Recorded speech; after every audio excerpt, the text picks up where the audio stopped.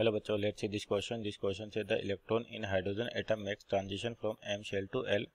The ratio of the magnitude of initial and final centripetal acceleration of the electron is. तो आपको initial और final acceleration है, आपके पास electron rotate कर रहा है किसके राउंड, न्यूक्लियस के राउंड। तो उसके लिए एक्सीलरेशन का रेशो, सेंट्रीपिटल एक्सीलरेशन का रेशो बताना है। तो पहले तो की कॉन्सेप्ट देखिए यहाँ पर। तो आपका जो की कॉन्सेप्ट है बेसिकली, तो ये किस पर बेस्ड है आपके पास, बोर एटॉमिक स्ट्रक्चर पर, बोहर्स एटॉमिक स्ट्रक्चर, जिसमें आपके पास रेडियस की वैल्यू, वेलोसिटी की वैल्यू और हर एनर्जी लेवल पे डिफाइंड की गई है। तो बोहर एटॉमिक मॉडल, और बोहर एटॉमिक मॉडल किसके लिए वैलिड होता है, हाइड्रोजन लाइक एटम्स के लिए।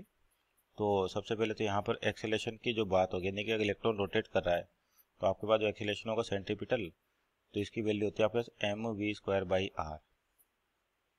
तो यहाँ पर देखिए आपके पास जैसे एनर्जी लेवल डिफाइंड होती है, ग्राउंड स्टेट होती है, first excited state, second excited state, उस तरह से अप टू इनफाइनाइट। ये होता है आपके पास n बराबर 1 2 3 इस तरीके से, और कहाँ तक, n इक्वल टू इनफाइनाइट तक। अब यहाँ पर जो वेलोसिटी होती है किसी भी NH शेल के लिए, जो वेलोसिटी होती है आपके पास, वो डायरेक्टली प्रोपोर्शनल होती है z/n। और आपके पास रेडियस जो होती है किसी भी nth ऑर्बिट के लिए, बोर एटम के लिए, तो ये होती है प्रोपोर्शनल टू n²/z। तो यहाँ से एक्सेलेरेशन निकाले, देयरफॉर एक्सेलेरेशन कह सकते हैं अपन सेंट्रीपिटल एक्सेलेरेशन a क्या हो जाएगा, प्रोपोर्शनल टू m कांस्टेंट है आपके पास, तो यानी कि प्रोपोर्शनल टू v², और v क्या है, z/n, तो यानी कि z का स्क्वायर बाई n का स्क्वायर, और उसके बाद अपॉन में, और आपके पास अपॉन में r है, और r प्रोपोर्शनल टू क्या, n²/z, तो यानी कि यहाँ पर आ जाएगा n²/z। यानी कि कह सकते हैं अपन a प्रोपोर्शनल टू क्या होगा आपका z, एटॉमिक नंबर a भी कांस्टेंट है तो इसको भी रिमूव कर सकते हैं, डायरेक्टली प्रोपोर्शनल कह सकते हैं n⁴।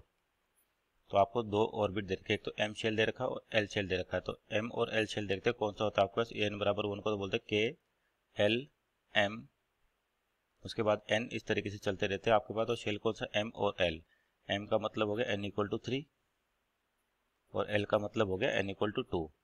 तो अपन यहाँ से कह सकते हैं कि a रेशो ऑफ मैग्नीट्यूड, तो यानी कि al/am का रेशो निकालें अपन, तो इन्वर्सली प्रोपोर्शनल है, तो यानी कि 1/।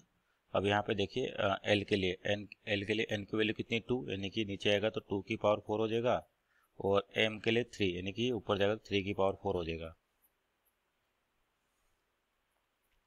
तो आपका 3 की पावर 4 यानी कि 9, और उसकी पावर हो जाएगी 81, तो 81 अपॉन और 2 ये हो जाएगा 16।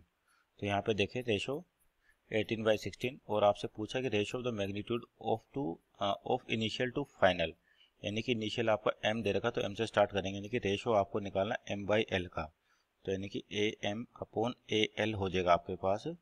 इसको रिवर्स कर देने की 16/81, तो मीन्स अपना फाइनल आंसर होगा 16/81, means option number D is our right answer. Hope you understood well, best of luck.